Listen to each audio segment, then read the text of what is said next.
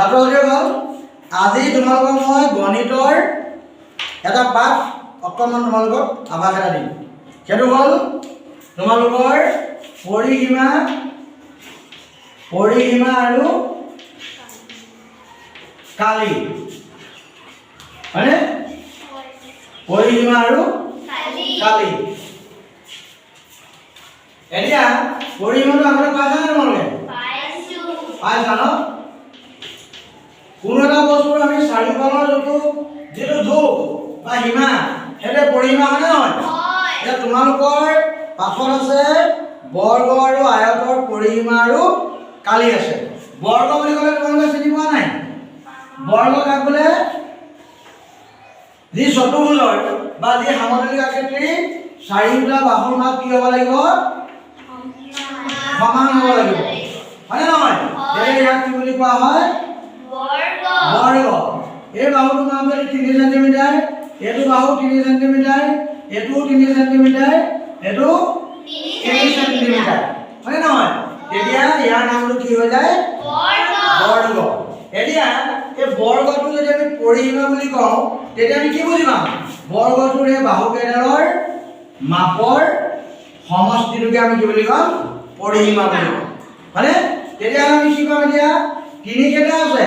3 যোগ 3 যোগ 3 যোগ 3, হয়নে নহয়? 3 3 6, 6 3 9 3 12 চেণ্টিমিটাৰ, হয়নে? এইটো হ'ল তোমাৰ বৰ্গটোৰ পৰিসীমা। কিন্তু আমি বৰ্গটোৰ পৰিসীমা কেনেধৰণে উলিয়াম এতিয়া চাবা। বৰ্গৰ পৰিসীমা উলিওৱা আমাৰ এটা কি আছে? সূত্ৰ এটা আছে, বৰ্গৰ পৰিসীমা। বৰ্গৰ পৰিসীমা আমাৰ 4 পূৰণ এটা বাহুৰ মাপ। এটা বাহুৰ মাপ তাৰমানে বুজি পাইছা নাই? 4 ক'ৰ পৰা আহিলে? এই বৰ্গটোৰ 4ডাল বাহু আছে নাই? আছে। এই 4ডালৰ পৰা 4টো আহিলে, এটা বাহুৰ মাপ আহিলে। তাৰমানে কি বৰ্গত আমাৰ প্ৰতিডাল বাহুৰ মাপে কি থাকে? সমান থাকে। গতিকে বৰ্গৰ পৰিসীমা উলিয়াবলৈ হ'লে আমি কি কৰিব লাগিব? 4 পূৰণ এটা বাহুৰ মাপ। ধৰা আমি এটা বৰ্গ ল'লো আৰু এই বৰ্গটোৰ প্ৰতিটো বাহুৰ মাপটো 5 চেণ্টিমিটাৰ আছে, হয়নে নহয়? এতিয়া এই বৰ্গটোৰ পৰিসীমা আমি কি লিখিম? 4 পূৰণ 5 কি লিখিম? চেণ্টিমিটাৰ। 4 5 গুণ কিমান? 4 5 গুণ 20 চেণ্টিমিটাৰ। বুজি পাইছানে? এইটো হ'ল আমাৰ বৰ্গৰ পৰিসীমা। আকৌ যদি আমাক বৰ্গৰ কালি উলিয়াবলৈ কয়, বৰ্গ বুলি ক'লে তাৰ কালি কোনটো কয় জানে নাই তোমালোকে? এই বৰ্গটোৱে আগুৰি থকা ঠাইখিনিক কয়। চাৰিওফালৰ সীমাটো হ'ল পৰিসীমা আৰু বৰ্গটোৱে আগুৰি থকা ঠাইখিনিক কি বুলি কোৱা যায়? কালি। তেতিয়া আমি বৰ্গৰ কালি কেনেকৈ ওলাব গম পালানে? বৰ্গৰ কালি কেনেধৰণে ওলাব? বৰ্গৰ কালি সমান বাহু পূৰণ বাহু। কি লিখিব লাগে? বাহু পূৰণ বাহু। মানে বৰ্গটোৰ আমাৰ কি হয়? আটাইকেইটা বাহু সমান, তাৰ দুটা বাহু আমি যোগটো একেলগে পূৰণ কৰিলে হৈ গ'ল। এতিয়া ধৰা এইটো এটা যদি আমি ধৰি লওঁ যে 6 চেণ্টিমিটাৰ জোখৰ এটা বৰ্গ, বাহু জোখটো এটা বৰ্গ, হয় নহয়? এই বৰ্গটো যদি আমি কালি উলিয়াবলগীয়া হয় আমি কি কৰিব লাগিব? 6 পূৰণ 6 আৰু এইবাৰ আমি কি লিখিব লাগিব? বৰ্গ চেণ্টিমিটাৰ। 6 গুণ কিমান? 36। এতিয়া 36 বৰ্গ চেণ্টিমিটাৰ। এইটো হ'ল আমি বৰ্গৰ কালি উলিয়াব। এতিয়া বৰ্গৰ পৰিসীমা উলিয়াবলৈ হ'লে আমি কি কৰিব লাগিব? 4 পূৰণ এটা বাহুৰ মাপ। কালি উলিয়াবলৈ হ'লে কি কৰিব লাগিব? বাহু পূৰণ বাহু। আৰু এককটো আমি কি লিখিব লাগিব? বৰ্গটো লগাই দিব লাগিব, বৰ্গ চেণ্টিমিটাৰ কৰিব লাগিব, হয়নে নহয়? এতিয়া আমি আয়তটোৰ বিষয়ে অকণমান কম। এইটো বৰ্গৰ কথা ক'লো। আয়ত কাক বোলে চিনি পোৱা নাই নহ'লে? যি চতুৰ্ভুজৰ বা যি সমতলী ক্ষেত্ৰৰ এই বিপৰীত বাহুকেইটা সমান থাকে, এইটো আয়ত নহয় জানো? এতিয়া আমি তোমালোকে পঢ়ি থকা ডেস্কখন আমি আয়ত বুলি ক'ব পাৰোঁ, টেবুলখন আমি আয়ত বুলি ক'ব পাৰোঁ, হয়নে নহয়? তাৰমানে আয়ত হ'বলৈ হ'লে কি হ'ব লাগিব? বিপৰীত বাহুকেইটো সমান হ'ব লাগিব। এইটো আৰু এইটো লগত এইটো, হয়নে? এইটো আমি কি বুলি ক'ম? আয়ত বুলি ক'ম। এতিয়া ধৰা এইডাল যদি 4 চেণ্টিমিটাৰ, এইডালো 4 চেণ্টিমিটাৰ, এইডাল যদি 3 চেণ্টিমিটাৰ, এইডাল কি হ'ব? 3 চেণ্টিমিটাৰ। এইটো আয়ত বুলি কয়।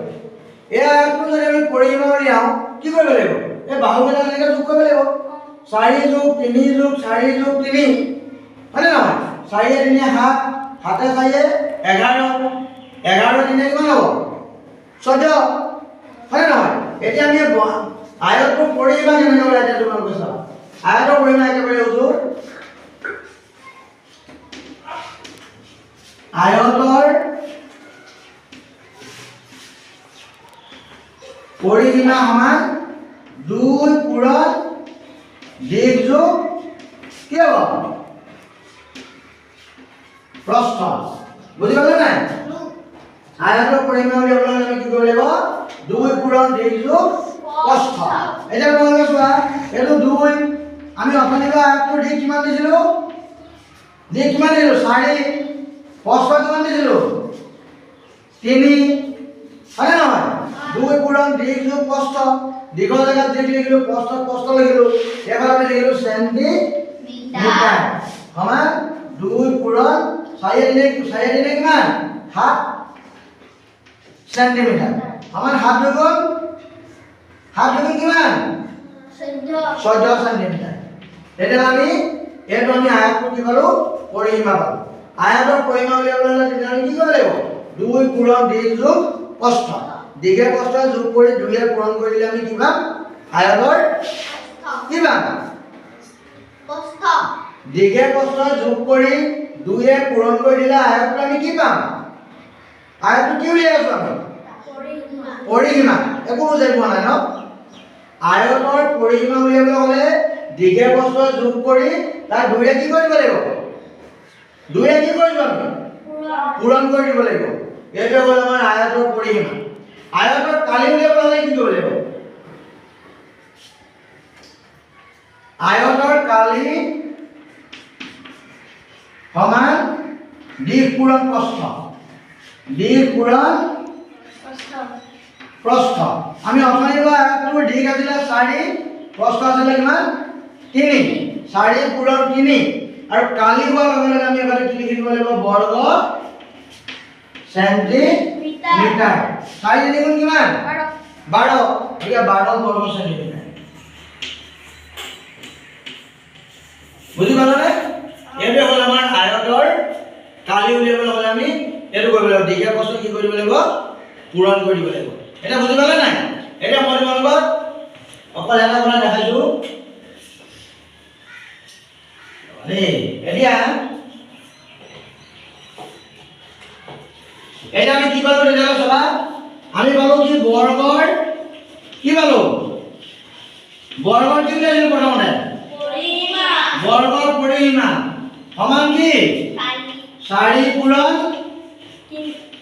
এটা বাহুৰ কি হয়? এটা বাহুৰ মাপ। 4 পূৰণ এটা বাহুৰ মাপ বৰ্গৰ পৰিসীমা। বৰ্গৰ কালি কি আছিলে? বৰ্গৰ কালি সমান কি আছিলে? মনত ৰাখিব লাগে। বাহু পূৰণ বাহু পূৰণ বাহু, হয়নে? আকৌ আমি কি পাইছিলো? আয়তৰ পৰিসীমা কি আছিলে? আয়তৰ পৰিসীমাটো কি লিখিছিলো? আয়তৰ পৰিসীমা কি লিখিছিলো? 2 পূৰণ কি লিখিছিলো? দীৰ্ঘ যোগ প্ৰস্থ। এইটা তোমালোকৰ ওপৰত মাছলৈকে লাগিব। আয়তৰ পৰিসীমা, আয়তৰ কালি কি লিখিছিলো? আয়তৰ কালি কেনেকৈ ওলাই? একো মনত নালাগে তোমালোকৰ। দীৰ্ঘ পূৰণ কি? আয়তৰ কালি আমাৰ দীৰ্ঘ পূৰণ কি? প্ৰস্থ। এইটো একো তোমালোকৰ মনতে নালাগে। বৰ্গৰ পৰিসীমা উলিয়াবলৈ হ'লে 4 পূৰণ এটা বাহুৰ মাপ বৰ্গৰ কালি কালি উলিয়াবলৈ হ'লে বাহু পূৰণ বাহু, আয়তৰ পৰিমাণ 2 পূৰণ 2 যোগ প্ৰস্থ আৰু আয়তৰ কালি 2 পূৰণ প্ৰস্থ এইকেইটা কৰিব লাগিব, হয়নে নহয়? আজি থাকক, কালিলৈ পুনৰ অলপ শিকাই দিম।